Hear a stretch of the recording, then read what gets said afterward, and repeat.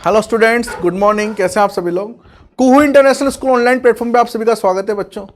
हम लोग जो है मॉल कंसेप्ट देख रहे थे। मॉल कंसेप्ट हमारा खत्म हो चुका है, लेकिन इसी के अंदर जो बेसिक कंसेप्ट्स हैं उन्हीं के अंदर हम लोग क्वांटम नंबर्स पढ़ने वाले हैं। क्वांटम नंबर्स इसलिए क्योंकि मैं सेकंड चैप्टर आपको स्किप करके थर्ड चैप्टर पढ़ाऊंगा, तो क्वांटम नंबर की जरूरत मुझे पड़ेगी। आपको इलेक्ट्रॉनिक कॉन्फ़िगरेशन अगर आने चाहिए, और उस सेकंड चैप्टर का जो आधा पार्ट है जो क्वांटम नंबर के पहले वाला है वो हम लोग बाद में पढ़ेंगे। क्लियर। जो एटॉमिक स्ट्रक्चर है वो हम लोग बाद में देखेंगे, पहले हम लोग क्वांटम नंबर्स देख लेते हैं। क्वांटम नंबर्स मतलब क्वांटम संख्या है ना। परमाणु संरचना बाद में देखेंगे। चलो हिंदी में बोल दिया, चलो आगे चलते। तो जो क्वांटम संख्या है, क्वांटम संख्या किसी भी इलेक्ट्रॉन का एक कंप्लीट एड्रेस होता है।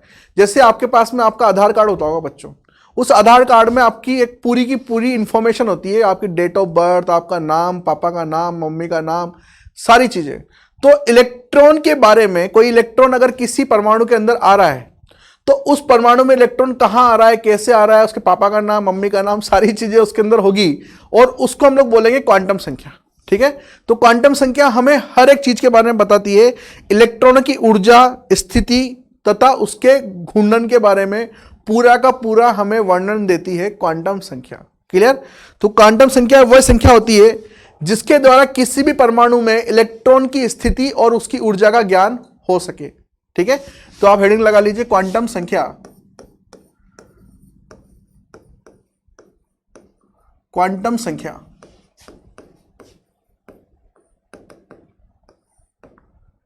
यह संख्या जो, वह संख्या है ना, सॉरी, वह संख्या जो किसी परमाणु में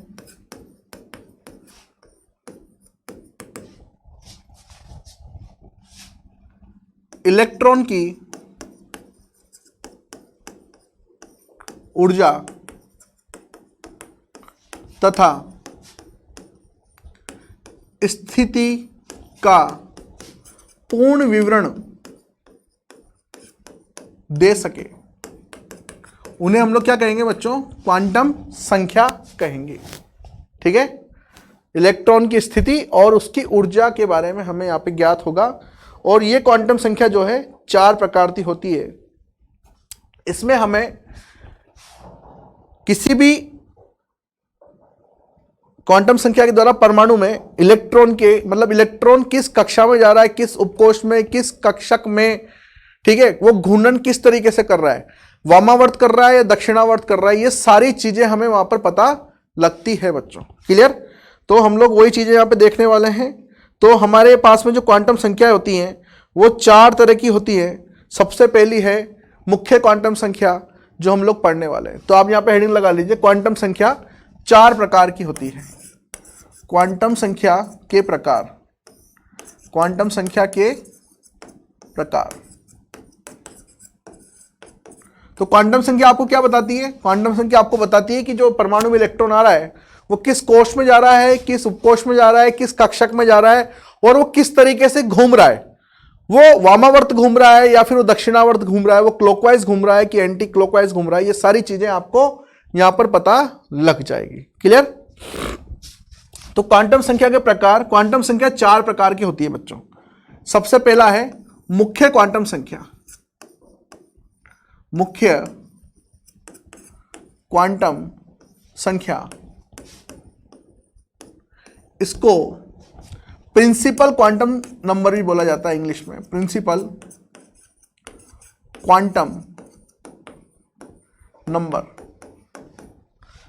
और इसको प्रदर्शित करते हैं हम लोग एम से, सॉरी स्मॉल एन से।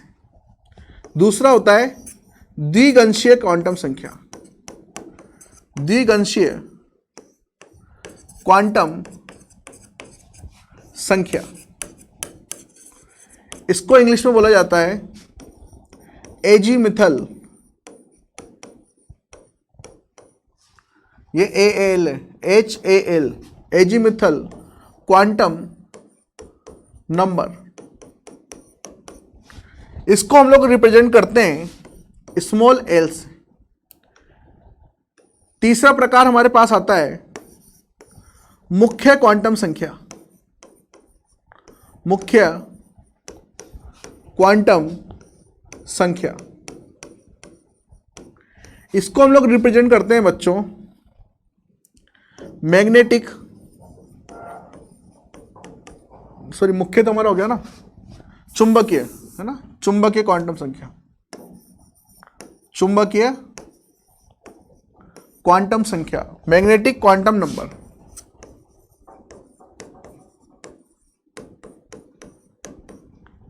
पहला हो गया मुख्य क्वांटम संख्या, दूसरा द्विगंशीय, तीसरा चुंबकीय क्वांटम संख्या जिसको मैग्नेटिक क्वांटम नंबर भी बोलते हैं, और इसको प्रदर्शित करने का तरीका है स्मॉल एम।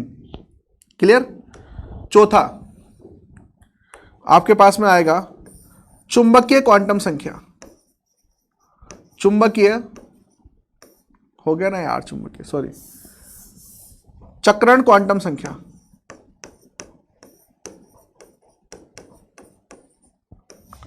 चक्रण क्वांटम संख्या, इसको बोलते हैं spin quantum number, spin quantum number.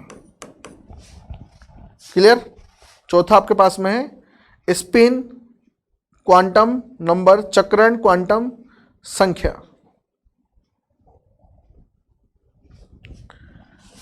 इसको एस से प्रदर्शित करते हैं, या फिर बहुत सी जगह पर इसको एम एस से प्रदर्शित कर रखा है, तो देख लेना आप लोग।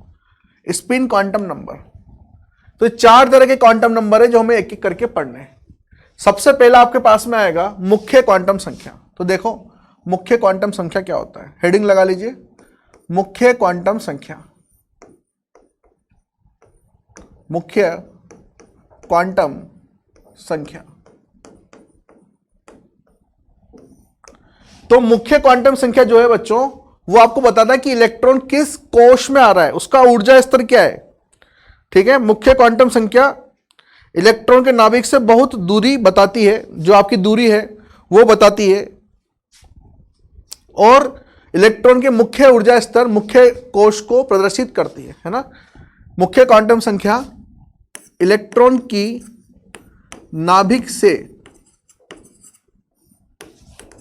नाभिक से दूरी बताती है, और यह इलेक्ट्रॉन के ऊर्जा स्तर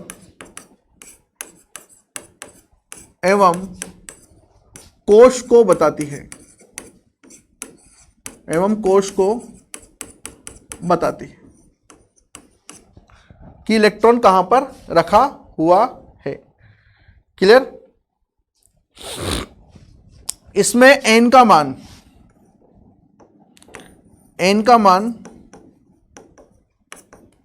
1 से लेकर 1, 2, 3 से लेकर अनंत तक हो सकता है। अगर n का मान 1 लिखा हुआ है, इसका मतलब वो k को प्रदर्शित कर रहा है। n का मान 2 लिखा हुआ है, इसका मतलब वो l, n का मान 3 लिखा हुआ है, इसका मतलब वो m, और n का मान 4 लिखा हुआ है, इसका मतलब वो n को प्रदर्शित कर रहा है। क्लियर। तो ये होती है आपके पास में मुख्य क्वांटम संख्या। अगला है आपके पास में द्विगंशीय क्वांटम संख्या। द्विगंशीय क्वांटम संख्या नाभिक के चारों ओर के इलेक्ट्रॉन के कोणीय संवेग को प्रदर्शित करती है, कोणीय संवेग को प्रकट करती है ना। तो सबसे दूसरी हमारे पास में द्विगंशीय क्वांटम संख्या, इसका ध्यान रखना, मुख्य क्वांटम संख्या n, ये क्या प्रदर्शित करती है, मुख्य ऊर्जा स्तर के बारे में बताती है। देखो कैसे क्या होगा सब बताएंगे, अभी आपको सिर्फ पढ़ना है अभी तो। अगला है द्विगंशीय क्वांटम संख्या।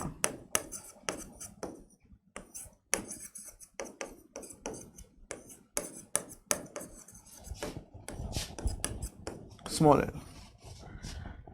द्विगंशीय क्वांटम संख्या क्या बताती है, यह इलेक्ट्रॉन के या फिर यह नाभिक के चारों ओर, नाभिक के चारों ओर इलेक्ट्रॉन के कोणीय संवेग कोणीय संवेग को प्रकट करती है। और अगर हम लोग बोले इसको तो यह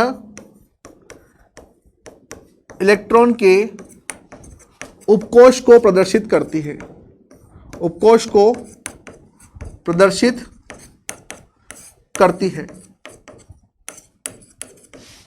उपकोष को प्रदर्शित करती है। तो अगर एल का मान अगर आप देखो तो जो एल का मान है एन के लिए वो 0 से n-1 तक हो सकता है।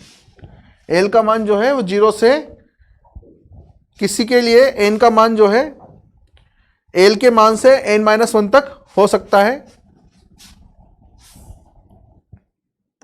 तो देखो कैसे, मान लीजिए हम लोगों ने लिखा n बराबर 1, तो यहां पर l बराबर 0 या फिर 1 हो सकता है ना। तो आप इसमें दो मान हो सकते हैं यहां पर, तो आपको उसको 0 ही लिखना है। n बराबर 2 लिखा तो यहां पे l कितना हो सकता है, 0 + 1 -1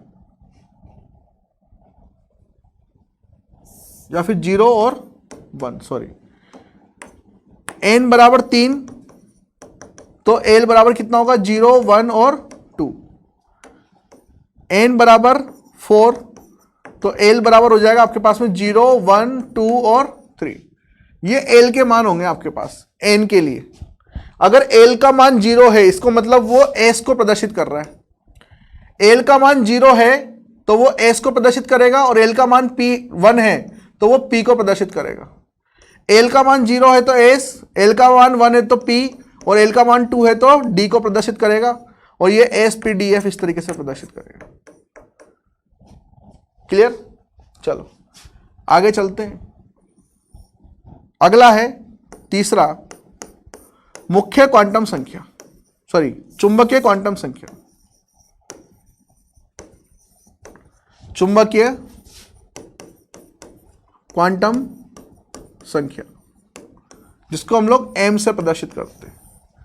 चुंबकीय क्वांटम संख्या जिसको हम लोग m से प्रदर्शित करते हैं वो हमें बताती है कि इलेक्ट्रॉन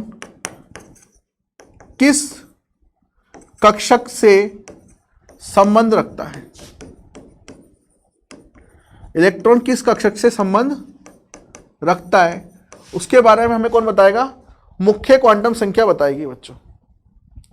ठीक है, और इसका मान जो है वो -m से मतलब -l से +l हो सकता है। m का जो मान है वो हो सकता है -l से +l। कैसे, देखो मान लीजिए हम लोगों ने n बराबर लिखा है 1, तो n बराबर 1 के लिए l कितना हो जाएगा, 0 और 1। l कितना हो जाएगा, 0 और 1। तो यहां पर जो m है वो क्या हो सकता है, -l से +l। अगर ये 1 है तो -l से +l कितने मान हो जाएंगे यहां पर, -l से +l हो जाएंगे, -1 0 और +1। ये 3 मान यहां पर हो सकते हैं इसके लिए। ठीक है, क्लियर? तो अगर मैंने l बराबर 1 ले लिया तो l बराबर 1 के लिए m बराबर क्या हो जाएगा, -1 से +1। उसी तरीके से अगर मान लीजिए मैंने लिया l बराबर 2, l बराबर 2, l बराबर 2 किसको प्रदर्शित करेगा भाई, l बराबर 2 प्रदर्शित करेगा d को। और l बराबर 1, l बराबर 1 किसको प्रदर्शित कर रहा था, l बराबर 1 प्रदर्शित कर रहा था p को। तो p के जो 3 कक्षक हैं उसमें एक का मान -1, एक का मान 0 और एक का मान +1। कल बताया था मैंने, p के 3 कक्षक होते हैं इस तरीके से, px py pz। तो एक का मान क्या होगा, -1 चुंबकीय क्वांटम संख्या, एक का मान होगा 0 और एक का मान होगा +1। अब किसका -1 होगा, किसका 0 होगा, किसका +1 होगा, डिसाइडेड नहीं है। किसी का भी -1 हो सकता है, किसी का भी 0 हो सकता है, किसी का भी +1 हो सकता है। क्लियर? l बराबर 2 लिखा तो l बराबर 2 d के लिए लिखेंगे, और d के लिए लिखेंगे तो m का मान कितना जाएगा यहां पर, -2 से +2। और -2 से +2 कितने मान आते हैं, 5। कौन कौन से, -2 -1 0 +1 +2।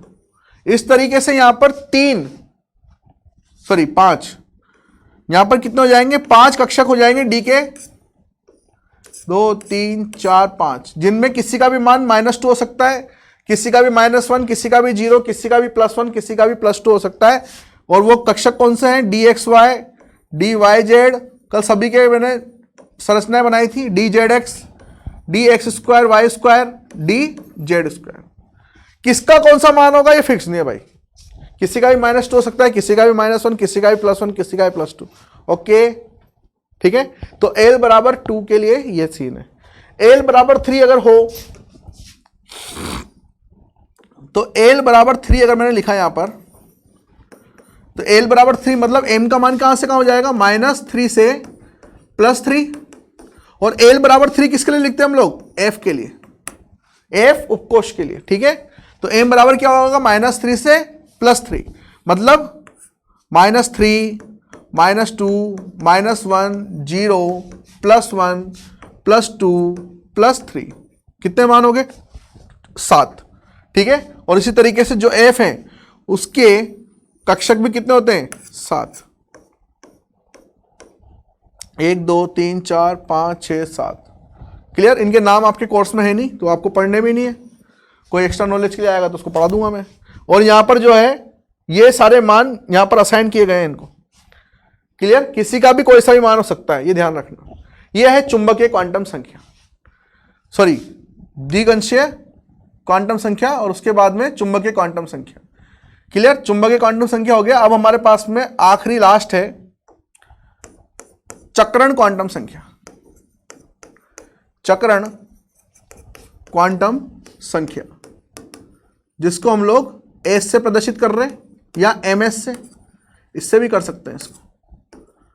क्लियर। चक्रण क्वांटम संख्या में बताता है यह इलेक्ट्रॉन के घूर्णन के बारे में बताता है, घूर्णन के बारे में बताता है कि घूर्णन किस तरीके से कर रहा है। क्लियर। तो यहां पर जो एस का जो मान है वो ±½ हो सकता है। मतलब क्या सीन होता है कि एक कक्षक होता है और एक कक्षक में सिर्फ 2 इलेक्ट्रॉन आ सकते हैं बच्चों। एक कक्षक में सिर्फ 2 ही इलेक्ट्रॉन आ सकते हैं। अगर एक इस दिशा में आया तो दूसरा इस दिशा में आएगा। क्लियर। तो इसको हम लोग ±½ से दिखाते हैं। एक के लिए +½ तो दूसरे के लिए -½ ये फिक्स नहीं है किसके लिए +½ किसके लिए -½ अगर एक क्लॉकवाइज जा रहा है तो दूसरा एंटी क्लॉकवाइज जाएगा, एक वामावर्त जाएगा तो दूसरा दक्षिणावर्त जाएगा। ये यहां पे फिक्स नहीं है किस तरफ +½ होगा किस तरफ -½ होगा। तो मान लीजिए किसी के अंदर बाह्यतम कोश में अगर एक ही इलेक्ट्रॉन है, किसी कक्षक के अंदर अगर एक इलेक्ट्रॉन है तो या तो आप +½ लिख दो या फिर -½ लिख दो। लेकिन अगर किसी एक के लिए आपने +½ लिख दिया, एक कक्षक के एक इलेक्ट्रॉन के लिए, दूसरे के लिए ऑब्वियसली वहां पर आपको -½ लिखना पड़ेगा, है ना। इनका क्या काम है, क्वेश्चन कैसे किए जाते हैं हम लोग कल देखेंगे। आज सिर्फ हम लोगों ने प्रकार देखे क्वांटम संख्याओं के। क्लियर। तो आज के लिए इतना रखते हैं, कल फिर मिलते हैं। इसको पढ़ के आना ताकि हम लोग क्वेश्चंस कर सकें, इसकी नॉलेज से क्वेश्चन कर पाएंगे। ठीक है। तो आज के लिए इतना काफी है, कल फिर मिलते हैं। Thank you very much.